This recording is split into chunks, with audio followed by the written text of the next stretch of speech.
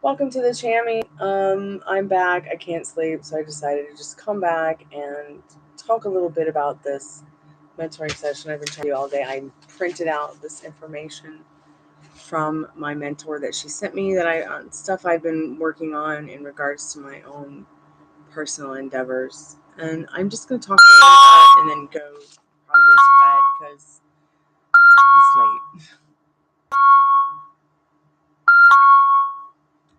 Also, I'm going to go ahead and put the link to where you guys can call me on my call center.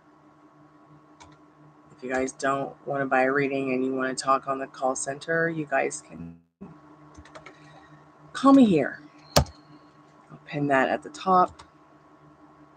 During these paid tarot readings and mentoring sessions, I always like to do a timeless tarot energy reading at the end for anyone who came by, whether they bought a reading or not, or found this later when it was not live. Just going to put a couple. So go ahead and skip to the end if you're just here for that, and it should be there. I'm going to put a few things in the chat.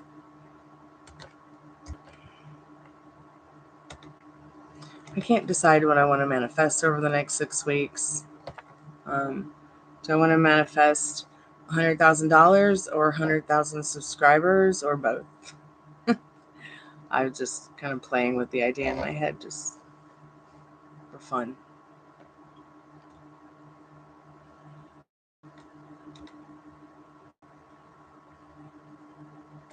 Okay, so I had sent my mentor an email called The Fucking because I got some text messages that I just really didn't appreciate. She said to me, Stormy, you are the operant power of all in your experience. This is kind of a shock to me because I know that we have spent a lot of time talking about manifesting and creating that which we want and how to go about it. And there were so many different things that I learned that sometimes I had to keep going back in order to refresh my brain on it. So when she said you are the operant power of all in your experience, kind of felt like she gave me some kind of power back or something like that. So she said, what you want is completely normal for you to have. Whatever it is that you want, you can have. End of. There's no ifs and buts, whys, etc., or how, or fucking when. Pardon my French. The ego, you is the human you, which questions, limits, doubts, fears, and believes in separation, and that something is outside of you that has to grant it to you. So I was really stuck in that feeling of not realizing that I wasn't really giving it to myself. This has a lot to do with, this has mostly to do with manifesting a home and staying out of a U-Haul. So I had a meltdown, which is pretty normal sometimes. We all have meltdowns. And I'm struggling every day I found myself struggling every day to manifest what it is that I want. So far, I've been able to stay mostly balanced in regards to the situation, which is difficult. But at the same time, I think I'm doing pretty well at this manifestation, considering I'm still sitting here in my apartment, on my couch, um, by my window, my favorite window in the whole house. So once again, the egoic person, that part of our us that makes us stubborn, that creates the conflict and the chaos, it's the balance between both is it has been difficult for me. But I think it becomes difficult for us all because it becomes very difficult to not question, to not limit, to not doubt, to not fear and believe in separation. especially when you're someone like me who has spent a lot of time alone, purposefully. So she said, all you have to do is assume that it is already yours. Feel normal about it, and you will have it. That is all. So when she made that statement to me, I kind of felt like, man, this is interesting. I don't feel like anything is normal at all. Like, what is it that's going on in my head? And I'm feeling, I'm feeling like this. Like, I've got to change it, because being in a state where I don't have my own home has just been a feeling I've been putting up with all my life, which I became incredibly uncomfortable with. So I decided to start trying to find answers on how to change it, instead of making it 10 times more difficult than it really has to be. Hey, Suman, welcome back to the Chammy.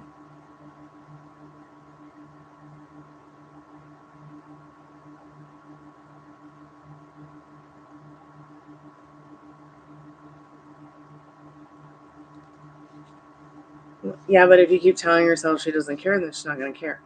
It's just like those people that come and visit and they're like, I keep getting ghosted. Well, if you keep thinking about getting ghosted, that's all you're going to get. And I'm talking about now about how, I've had the same situation where it's like,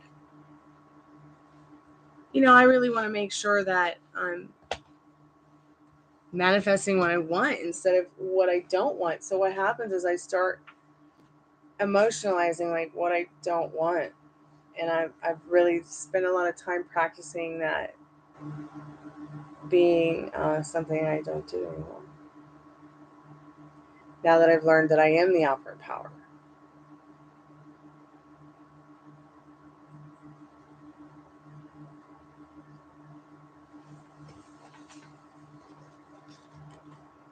Hey Molly, welcome back to the channel. Simone, I feel I can't leave without him. You can't.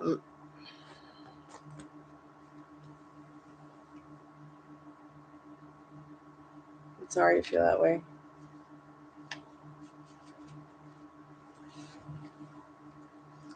Tell yourself something different. You can do better.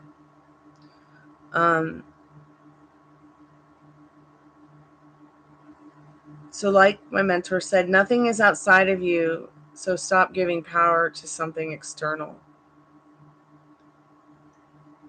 All you have to do is assume that it is already yours. Feel normal about it, and you will have it. That is all. So, because you've normalized that this person doesn't care, Suman, because you've normalized that you can't live without him, that's all that's showing up is those feelings and emotions. So just got to change the way you got to go within and be the change you want to see. It's such a deep message, but it's really a way of kickstarting manifesting in a more healthier, happier, harmonious way. Because whether you like it or not, I've said this and I'm going to say this every time I'm online. And I know it sounds so Disney, but your thoughts today are your future tomorrow. Everybody does need to come back. But if they don't come back, that's fine. They'll come back later. They'll find this later. And the live will still be here. And they can get a ass whooping for me and no war paint in my pajamas. Okay? But Molly, this is also very important for you, because you remember when we started this whole manifesting journey, how crazy it was? And you were scared to death. Like you were like, no, I refuse. It's just so unrealistic to me, and I'm such a realist. And I'm like, who cares? You're already doing it without even realizing it. And now you're getting better and better and better at doing it. And look how far you come now with you changed your whole job around. You're not sitting behind some desk fucking freaking out, pardon my French, about someone who might give you COVID because or die on you because you're in a emergency room or a urgent care where you're unhappy. You were so unhappy. Yep. And then he came back and everything changed. But you can have all that back with him. But it's all about your patience, your impulsiveness. What is it? It.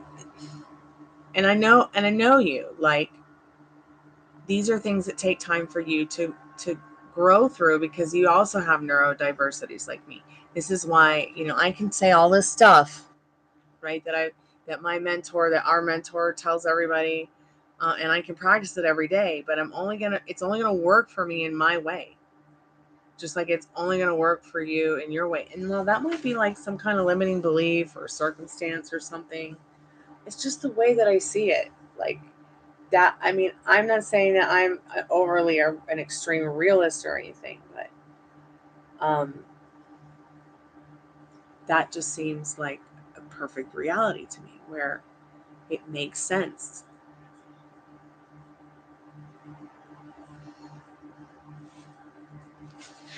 And he will still come back. That dream that you said you had, that's your subconscious telling you that it's safe to feel that, think that, want that. You've worked through it somehow and you've had some breakthrough with this dream where you guys met each other or ran into each other. And I would really take that as a sign to keep manifesting him, because that shows how deep your connection is when they just show up like that in your dream.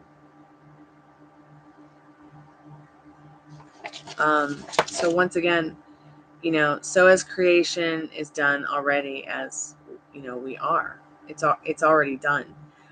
Not creating anything, as all versions of people and possible outcomes already exist. You're simply deciding on what you want. When I talk about the God state, that's what I'm talking about. You just decide on what you want, and then you don't waver from your faith. The God state is very much like that.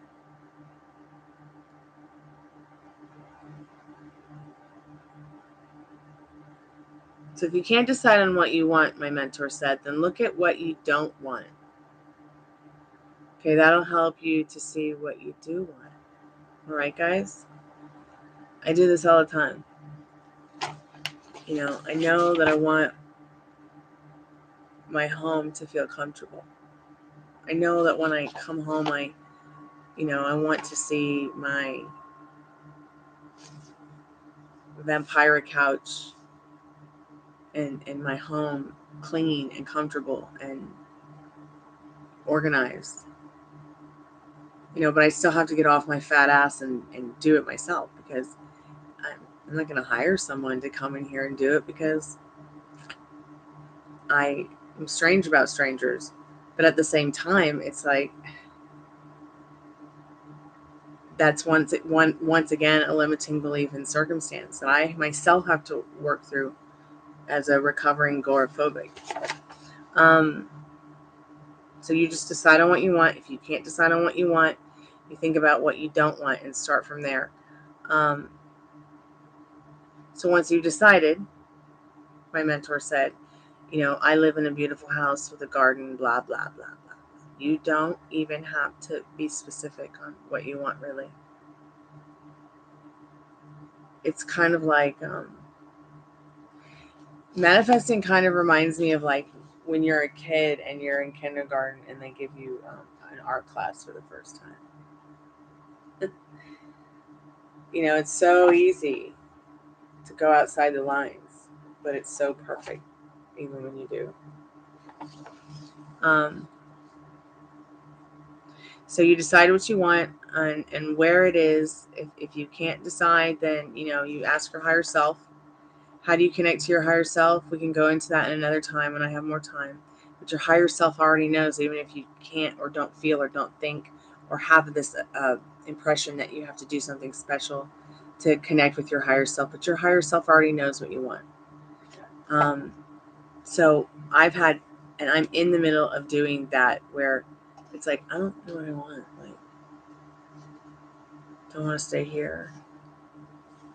Or do I want to move into something that I can afford, even if it's just as shitty as here? And I'm not saying that this place is shitty. I'm just saying that, with an outdated kitchen and some of the things that are going on in regards to some of the issues that I have. I mean, I'm not asking for a lot, but it'd be nice to have the ceiling that's caving in fixed. It'd be nice to have some screens on the window. It'd be nice if he would actually pay to have someone come clean the windows on the outside, because I don't have a ladder that's 30 feet tall, nor do I feel like it's safe for me to get out there and start cleaning windows that are, 30 feet off the ground, and they're just covered in spiders. So what I do immediately is I try to go in and think about, okay, well, what can I do to manifest it, making it better? How could I talk to him about, how can we improve my living space for the kind of rent that you're asking for $1,750 a month? The apartment hasn't even been renovated since 1985. So it becomes very difficult, because now it's like I don't even know that. I mean, I don't know where I'll be in August, because I'm not sure, what the next right thing is to do. To rent a new place, they want you to make 4 times the rent. So if you don't make 4 times the rent, which we don't make 4 times the rent, it's, so I start looking for places that maybe we make 4 or 3 times the rent, and they're in places I would never want to live. Like, they're in places that, like, I just don't think they're going to be safe for us to live in. So it's like, at this point, it's like, what do I do? And then it's like, I need a referral. So of course I called her about this fucking, and she wrote me this email, which I've been working on tediously. And the first step was to stop letting it ruin my day every day. Gonna put down a huge deposit. Well, yeah, because I think every apartment complex, I mean, I've lived in apartment complexes all my life, so they do it to everyone, even if your credit's good. But this 3 and 4 times the rent, and then he won't give me a referral. I have to go to the bank and get, copies of the cashier's checks from the last year. And everyone asks me, they're like, it's so weird how he makes you pay your rent. But, and then I get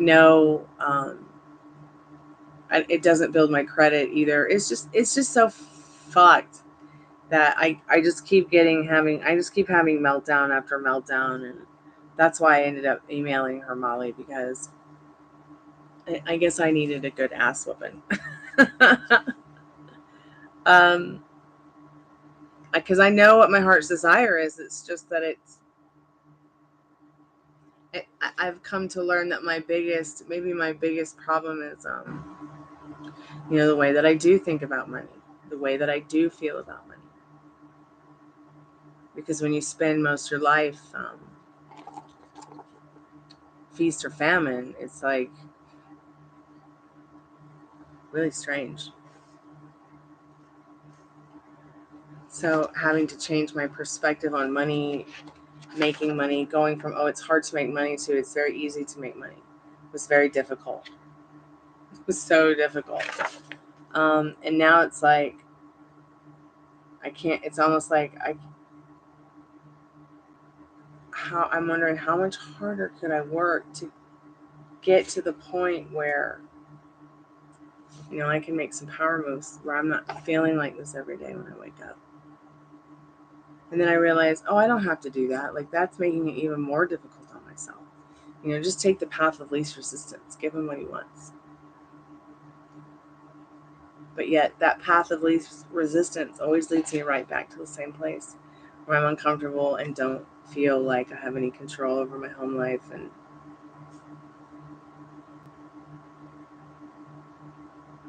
welcome back, Liz. Welcome back, Mojo. So she told me, what is it that you decided? And I already know what I've decided. I mean, I want a magic green home. Is that too much to ask for? Probably yes, but no. And basically I just want a safe place to live, where we can afford to, pay for it and pay our bills, and not be told to get out and have the rent raised every 30 days or 60 days or 90 days or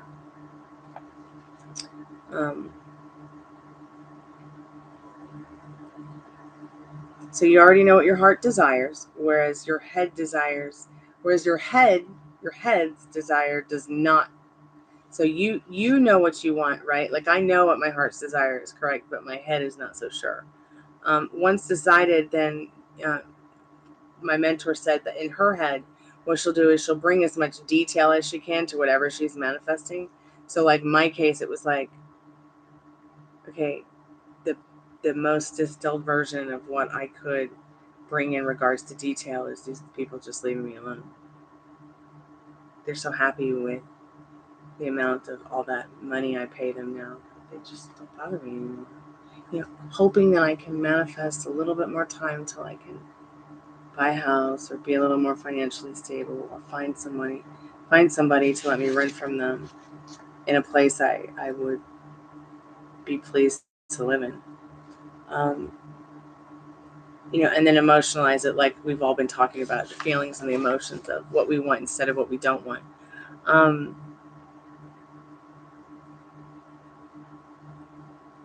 So she said to impress upon her subconscious, she'll either script or she will do affirmations. But, even just small details is not always enough. And that's why I mostly like to just do state akin to sleep.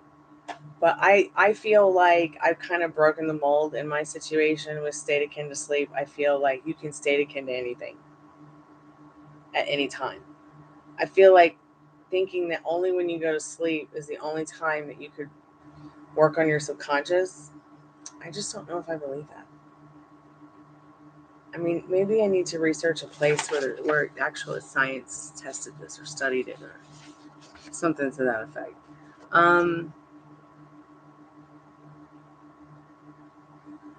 She also said, like we've talked about before here, having an inner conversation with yourself or a friend about, your manifestation coming to fruition. What would they say? What would it be like? All that stuff. You are the operant power. Why? Because you're the operant power of all your experiences. What you want is completely normal for you to have. Whatever you want, you can have. In Dove, there's no ifs, ands, buts, whys, etc. Okay? Or fucking wins. Mentor also said that, she would do the imaginal act, close her eyes, imagine it, feel the relief that it was already hers. We've talked about this 100 times.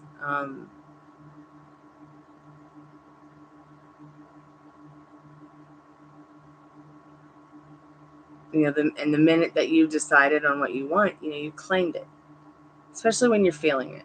State akin to sleep is like when you're there, you're feeling what you want, you're imagining it, and then you go into a deep, you start going into that deeper state of sleep where it's just your subconscious in control. So it will work on whatever it is that you're thinking or feeling or emotionalizing before you go to sleep and work it out for you in the next hour or so or 8 hours that you're sleeping. And that's why your dream that you had, Molly, was so important, because that dream tells you what's going on in your 3D reality with your subconscious. Like it's your brain is accepting, your subconscious is accepting, your whole being is accepting that, yeah, you might like to see him again or will. And whenever it pops into your head during the day, tell yourself it's already done and move on. I might close my eyes for a moment and just imagine what it would feel like to kiss my SP and give him a hug. Or I might sit back for a moment and emotionalize how great it would be to, buy the house that I want or build the house that I want, or emotionalize making my record and being successful with it. But the 3D cannot change unless you change with it. That's why it's like so important to, once again, this sounds so strange to me in the beginning. It just sounded, wipe away every bit of the old story. And as I progressed through my thoughts and feelings about that, I was like, wow, I get it now. Like sometimes I just want to take the old letters and cards and things from my best friend who passed away, and I just want to burn them. Or even like the family letters and cards that people gave each other throughout the years. I want to burn them. And not because I want to get rid of them and not have them anymore, but one day I'll go into a hole too and nobody will care about them the way I cared about them. I know that sounds absolutely bonkers, but I'm not really sure that there's anybody else who would care about them as much as I care. And it's just paper anyways. And I felt like that was wanting to have a feeling where I wiped away the old story clean was kind of like that feeling I was having about burning my manuscripts, burning like the original writings of some of my first songs that I wrote, or even the music I'm writing now, burning the certain letters and cards. So be wiping away an old story, yeah, but because it triggers me. It triggers me to think about what will happen when I'm not here one day to all these things that are precious to me. And when I see them, they only bring up emotions that don't serve me anymore. They don't serve me. I can take pictures of all these things and put them in a scrapbook, but at the same time, I could take pictures of them all, right? Put the pictures away and just throw them away, or I could just take them and turn them into a scrapbook. It's really up to me at the end of the day what I want to do, just like what you want to do with your manifestation. Will I burn the letters? Will I burn the book manuscripts? Will I burn? No, but you know, I started taking certain other steps towards certain things that I knew would be easier than love letters from my best friend or letters and cards and stuff between family members and loved ones throughout the years. I went to my closet. Okay, I got my shoes out, I got my clothes out. I thought I want to, minimize the things that I have because I have more clothes than I do letters from family members back and forth to each other. So I just started, wiping away the old story with clothes because there were certain clothes that triggered me. There were certain pairs of shoes that triggered me. There were certain books that triggered me, magazines that triggered me that I kept because I liked them. And then I realized this is ridiculous. I don't need this, you know, it just triggers me. So I started to realize that wiping away the old story wasn't as sad as I had thought when I heard about that theory for the first time. So once again, the 3D cannot change if you cannot change within. And not within it, but within in here. Knowing that what you want is yours already and staying in that conviction that it's already yours. Stuff that we've talked about over the last couple weeks is like the same stuff she writes in the emails when I do need like a little ass whooping on mentoring. But they always help me to get back on track for sure. But I've learned that no matter what is playing out, whether it's I'm staying here, I'm moving there, I'm whatever. I've noticed that for certain that whatever's playing out in the 3D doesn't matter because I already know what it is that is mine. It's already mine because I desired it. So she said some of the Neville Goddard quotes that she sent me to remind me of was an assumption is something that you believe to be true. Okay, like I'm Greek, then you assume for me to be Greek or maybe be from the Greek islands or whatever. An assumption is something that you believe in. Like Molly, you believe that you're going to get ghosted, or I believe that I'm going to, hear from some asshole about raising my rent again. So if I can just turn that belief off and say something different, like we've been talking about for a couple days or since last week, say something different to myself, think something different, feel something different, change with it.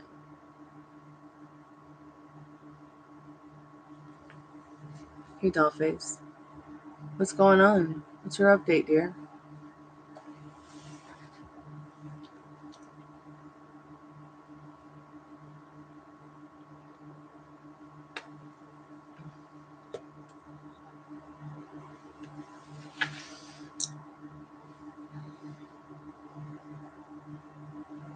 So he came by and it didn't go so well?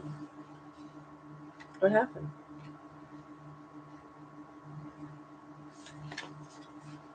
Hey, cutie pot pie. You want to come up here?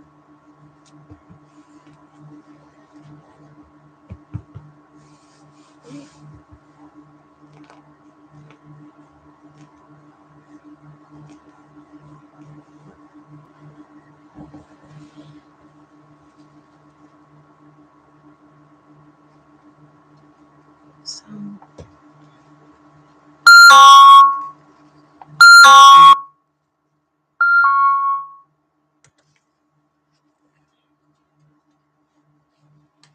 Did that make it better to ask him to pick his things up?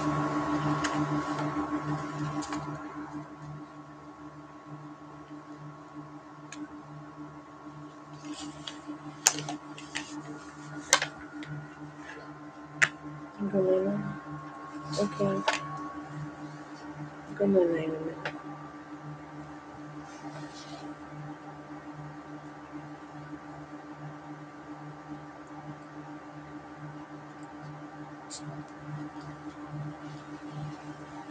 Yeah, and if that makes you feel better, there's nothing wrong with that.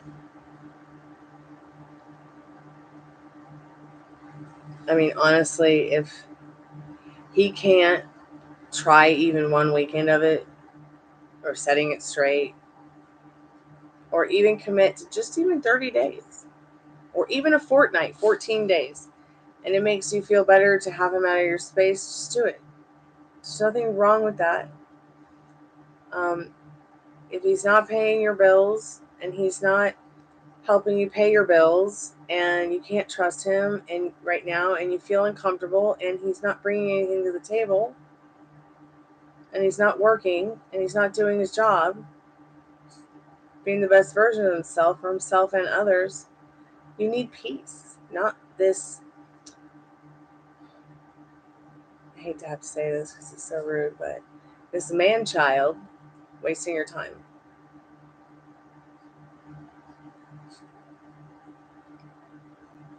The dog is so sleepy. She's going to start whining here in a minute. Turn the light off. We'll go 9-9 in a minute, okay? I only have a few more things to say, and then we go 9-9. That'd be nice.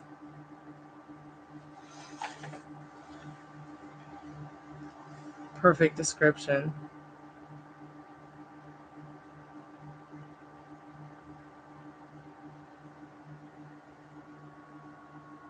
Well, let him be hurt. You know, if you want to be in a relationship with someone and they want to fug around, they don't want to step up, they don't want to tell you what they want because they don't know what they want. I honestly think that, yeah, he doesn't know what he wants because he's not emotionally mature. I mean, he thinks he knows what he wants, but he doesn't really know. Yeah, until he shows you something better. And that's fine. That's absolutely fine. Because once you know it's done within you, whatever you want to manifest with him, I mean, just like this letter that my mentor sent me, once you know it's done within, then after that, you don't have to do anything else. Okay? But remain in that conviction of knowing it's done and already yours. Everything has its own appointed hour when it ripens and flowers, just like in nature. So we don't have to be impatient or concerned that it's not going to happen. Because if you remain in the state of it's done, okay, then how can you keep looking for it or worrying about it? That's what I mean by serving two masters. Like, I just butt dialed my friend. Oops. I hope I didn't wake her up.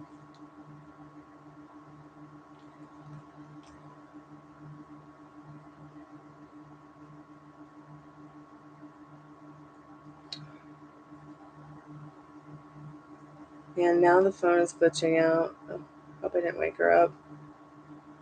Hold on a second, guys.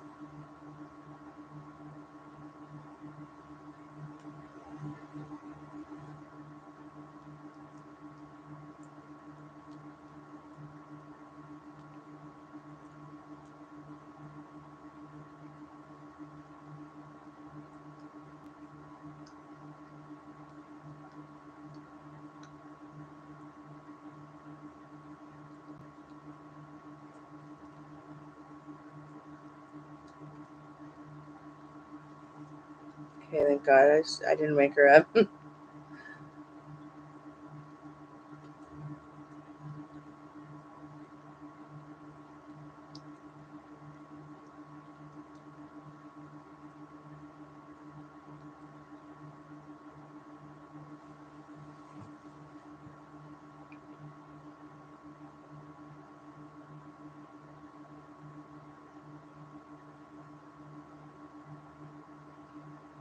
Yeah, and if it felt right, that's what's the most important thing. And now you have the peace that you need so you can manifest what you want, wiping away that old story. It's basically what you did. It's so funny because my mentor wrote here, you don't have to keep looking for it. You don't have to worry. Don't serve two masters. They're this is where walking in your faith is not by sight. This is where walking by your faith and not by your sight comes in. Again, tiny mustard seed, we've talked about this mustard seed before. It's in a lot of different scriptures that are spiritual.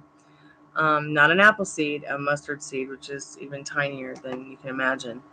So just let your wish and your desire unfold. You could have just cleaned out the energy from your closet that you needed to progress things forward, with whether it's with him or somebody else, just that's better for you. But whatever it is that you want, it's already done, because you are the operant power. There's no if, and, buts, whatever, whenever. It's interesting. Yeah, it's ask, believe, receive, not ask, believe, try hard, receive. I am guilty of that. Ask, believe, try hard, receive. Even still knowing it's done, and assuming it's done. So remember that your thoughts shoot off into the quantum realm like the hare and the tortoise. The physical realm is a matter and is like the tortoise trundling along at its own pace to win the race. Picking up the tortoise because you are impatient or think it's incapable of ever getting to the finish line is not having faith in the tortoise abilities. Let it win the race in its own perfect way. You don't have to keep accepting shit you don't want in your reality. Reject what you don't want and select what you do instead. And it becomes scary because we have these limiting beliefs and circumstances that we grew up with, or that we're living by, and they become the seeds become implanted and they start growing without us sometimes realizing it, and then boom, we're feeling stuck in the what the fuck room. All this what the fuck is this shit stuff, you know?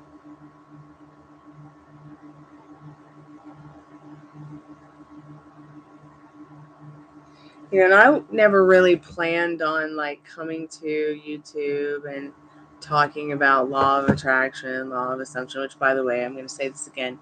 Law of assumption is my favorite way to go. Law of attraction's okay, but every time I used it, I get scrambled eggs. And I guess it's because it makes me go back and forth. It makes me go back and forth. It's more easy for me to do the law of assumption and just believe it's already mine than to be like, am I vibrating this right? Is this really happening? Is this something that, are we doing this right? Am I doing this right? Am I saying this right? Like it's just too much sometimes, the law of attraction. Sometimes we'll do it naturally though. The law of assumption, law of vibration is so much easier for me to practice every day. Um, I've experienced it before experiencing, anything else naturally. Like when it came to The Secret and studying the law of attraction, I was like, okay, all right, whatever. But when I started getting to law of assumption, it was like, hey, I've actually done that. Hey, that's actually happened. Hey, I'm actually experiencing this. What else can I do with this power if I could learn how to harness it? Could I unlock more than 10% of my brain?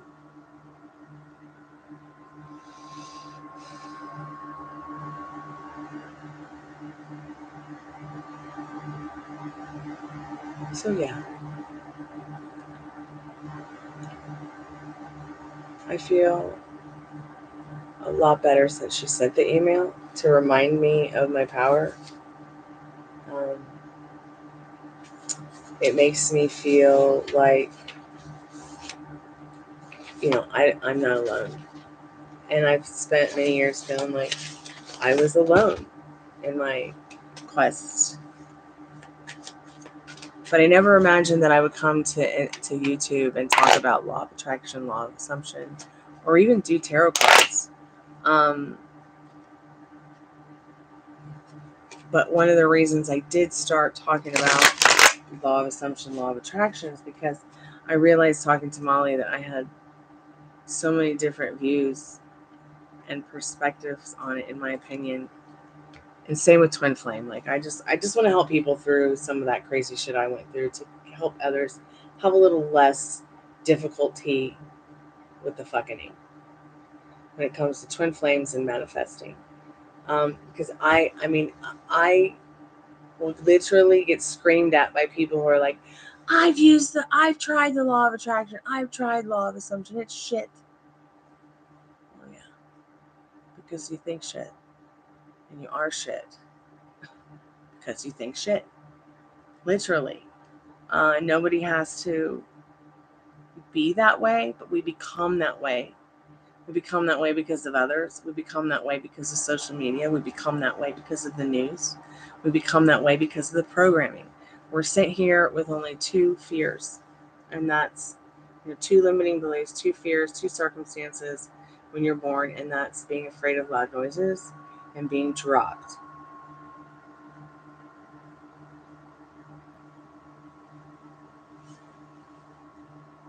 It is. It is one hell of a journey. Um, I believe that if you feel that he's your twin flame, then he is.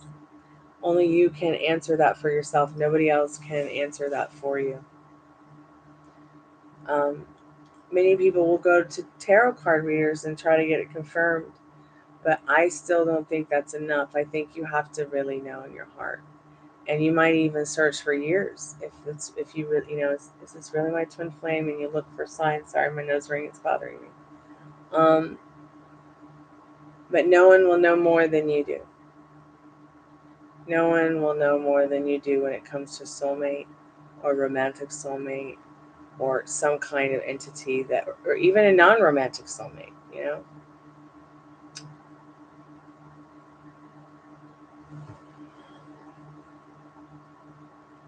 Well, yeah, I'm not saying that now you're not afraid of loud noises. I'm talking about when we're born, we're only born with two fears. You can easily grow out of both of those fears, okay? I've always wanted to go bungee jumping, okay? um, and I feel like that's the epitome of being dropped, but safely, okay? Um, if you want to kind of just put yourself over the cliff. In regards to loud noise, like, all of that, what I'm saying is that stuff can come naturally, all right? Um, Obviously, because we're born with it. But everything else, we're taught. That's the example of, everything else we're taught. We're taught how to eat. We're taught how to dress ourselves. We're taught how, some of us don't even have to be taught to walk. We just do get up and do it. We're taught how to do our hair. We're taught how to speak. We're taught how to write. And at some point through all this growing up, we get taught how to think and live and act and believe. So if you come from a spiritual foundation, from your childhood, you know, your sense of spirituality could very well be warped depending on what was going on and how that spirituality was being used to nurture you or manipulate you. Which is why many people become atheists, because that's what feels right to them. My fiance was an atheist, and I was fine with that because he was completely respectful of how I felt about spirituality in life in general. And I was completely respectful of him feeling and thinking that he embodied God inside of him. That's fine. There was nothing more amazing than someone who can feel that, they embody their creator and that they are their creator at the end of the day, and that they do have the power without even realizing what they're doing with. I think now that I look back at him and who he was back then, despite all circumstances and limiting beliefs, he was an incredibly spiritual person on a amazing manifesting journey for himself, and he could have been anything and had anything he wanted. But he had a problem with drugs, like serious drugs, okay? And while he was clean and not on the needle while with me, it was very easy for him to roll back into other things, you know, when that 5-year marker came, and we hadn't gotten married yet, and he lost his job at the dealership and like went to Waffle House to be a line cook, and then fell back into cocaine and fell back into methamphetamines. And I'm not talking about just, hey, I'm going to snort a line tonight and go to a concert and have fun, because I only do this a couple times a year with good friends. All right. And I'm not saying that I condone the use of cocaine either. What you guys do is it's your business, it's your body.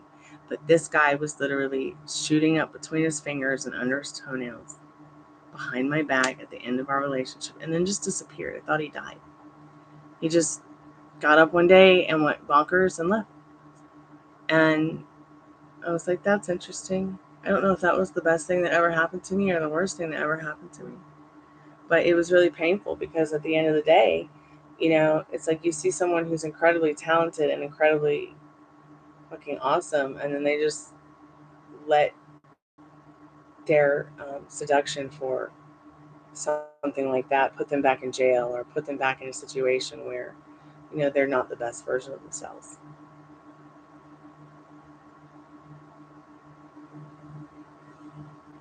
Yeah. Yeah. Um, I just wish that he would have not gone about it the way he went, but at the same time, maybe I manifested it myself. Maybe I worried too much about him. Maybe I worried too much about, emotionalizing. I don't know, because I can't really remember back then, because I hit my head so hard in the car accident. But I feel like the more I learned about law of assumption, law of attraction, that I went back through all the thoughts and feelings I had that I could remember about my life. I was like, oh, that's interesting. Look where I used that. I didn't even realize it. How much else could I change or fix, or if I just stay on this path? Though I really wish I would. Though I really wish I knew what I was doing, 10 years ago. Because, maybe it wouldn't have been so difficult being a teenager, or being in my early 20s and not knowing what the next step was to take. And now it's like, oh, I realize um, how emotionally immature I was.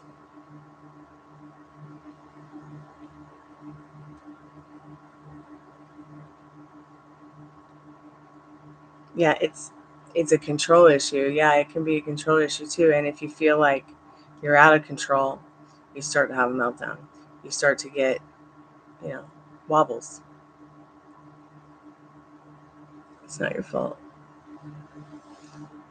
But you do have to take responsibility for it and be like, I can do better. Okay. I used to be a pothead. And I'm not like putting anyone down who smokes pot or anything like that, but I'll smoke you under the table. All right. And I got so into my weed that I could probably, professionally grow it and never have to worry about finding it ever again in my life. I just was so into it. I was into like how it helped me to like feel better about myself. It helped me to physically feel better. It enlightened me. It helped me feel more enlightened. But also, what it did to me is it made me feel like I had no control. Like instead of spending my money on food, I'd go spend my money on weed. Just like, you know, Any kid would.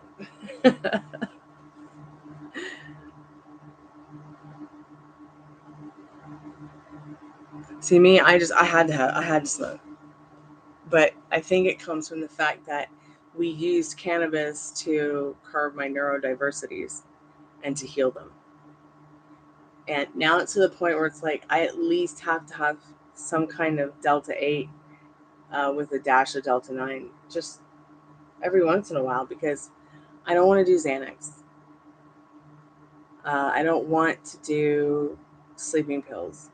I don't want to do anxiety drugs. I don't want to do certain things that doctors want to give you when you have some of the certain issues that I had, because I'd like to be in control of, once again, there's that word control.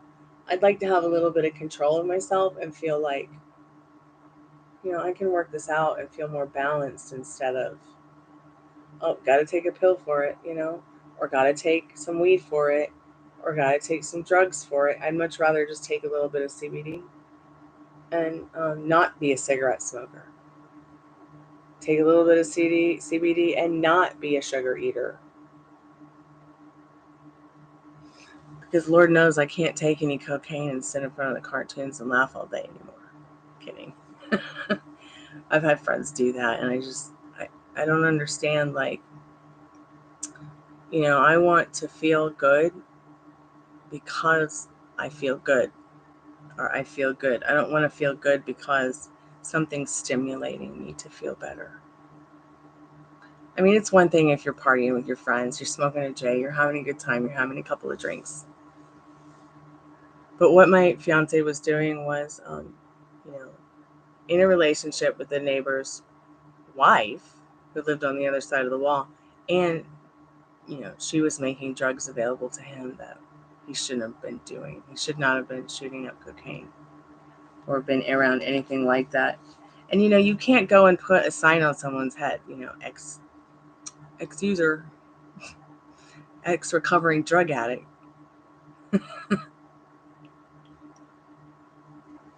Of course, no cocaine required. Me too. But, and I probably would have let him come home, but because he did not practice keeping himself healthy and safe, I can't put myself into a situation that would allow me to be mentally disturbed, okay, or physically unwell. It's one thing when you meet somebody and they've never had any ailments or illnesses, and then they turn around and get on drugs like that, and they turn around and have sex with whoever they want in any way that they want. I just can't bring that toxicity back into my life. Like, I'm sorry, but I'd like to have 10 kids someday. Like, I'd like to live to be 125. I'd like to live forever. And that lifestyle just isn't for me. I'm not talking about like weed. I'm talking about him shooting up his cocaine.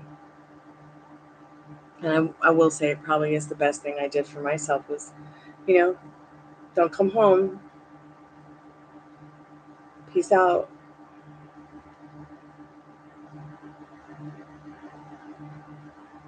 And it was so shocking when I heard from him earlier this year, because,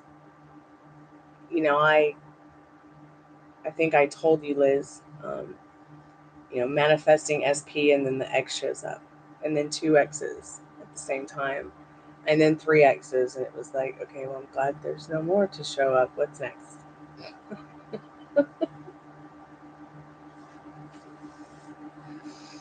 3 is supposed to be the lucky number, but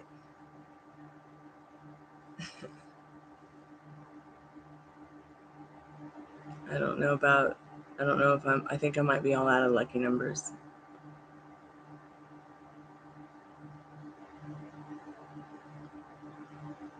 I wonder what we could manifest if we just didn't believe what they tell us about death. But I also couldn't imagine like being like a bug and not knowing that I can get crushed by a car. That bothers me, to think that there are beings that don't know, I think some innately know. I think some are sentient enough to know that and have experiences like we do as humans, but bugs literally don't. And I'm not sure, maybe reptiles do, but the reptilian mind is so different and unusual to me.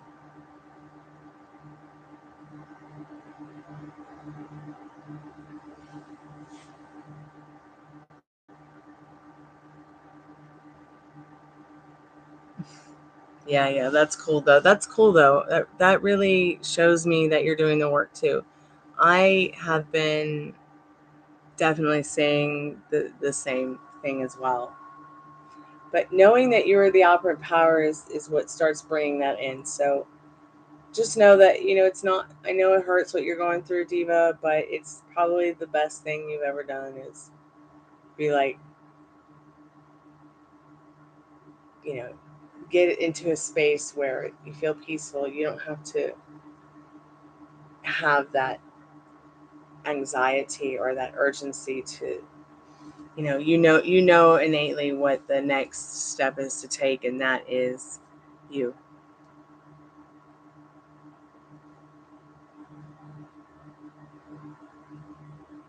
So anyways, I am going to do a collective message. For anyone who might find this later, I probably am giving away too much information about my personal life, but I don't know, maybe someone will find this and be like, man, I don't want to be with that junkie anymore either. Or maybe it's a good thing that junkie ran away with another woman or whatever, or maybe that bad boyfriend just took off and wasn't for me. Or, I've met a lot of people, and I've met a lot more scuzz buckets than I have good people. But that could be, once again, because of how I didn't realize that I was the operant power.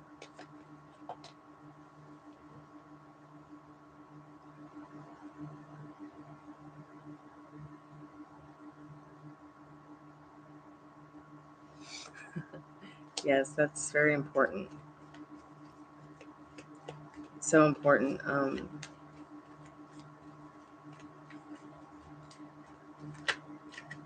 To get to that point where it's like, innately what you have to do. It's important to say these things to yourself, feel them, believe them, because the mind is such a terrible thing to waste on tricking yourself out of something you want when it's already yours. Just making sure my cards are upright.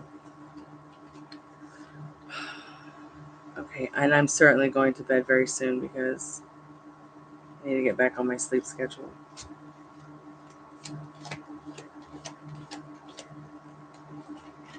When are you going to Nashville?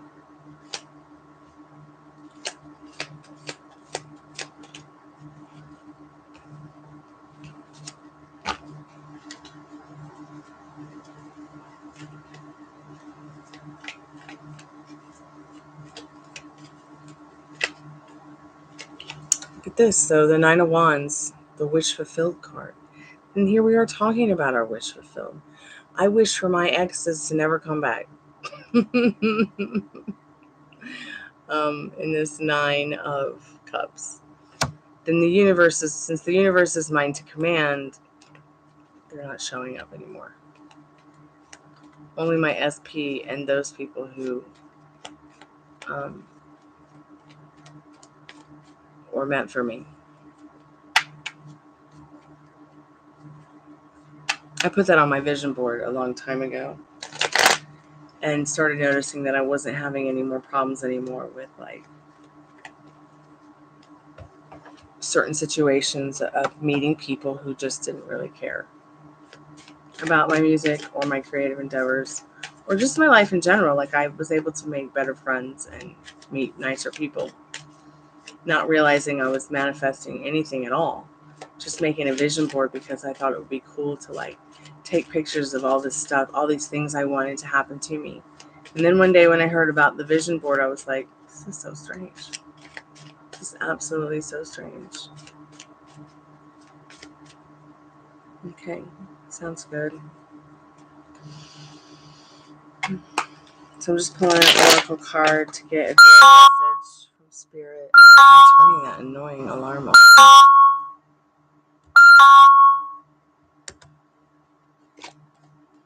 Playing God. So I think I told you guys that I feel like this is the operant power card. You know, you're not pulling strings to manipulate anybody or, you know, hurt anybody. You're just pulling your own strings so that you can manifest what you want. Because God is within you. You are God herself. And that's exactly what, you know, my ex-fiance was about. And that's why I think we connected so well spiritually. But people change. And that's why I said I feel like sometimes our twin flames can jump from person to person. Maybe their soul will expire in one person's body because it you know, the soul can't deal with maybe with that I don't know. Like I'd have to get my notes on it. I've written a whole bunch of stuff about how I feel like, you know, people can go from being your soulmates or your twin flames to completely changing because of circumstances. And all right, good night. Yeah, I'm about to. Okay, good night. I love you. Sweet dreams. I'll see you in the morning. Love you.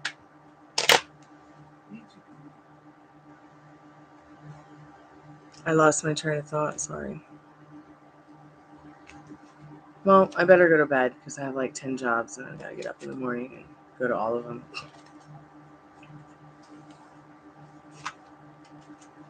And I don't want to. Your phone died? Sorry, honey. Sorry, I lost my train of thought. I think I was just blabbing by that time.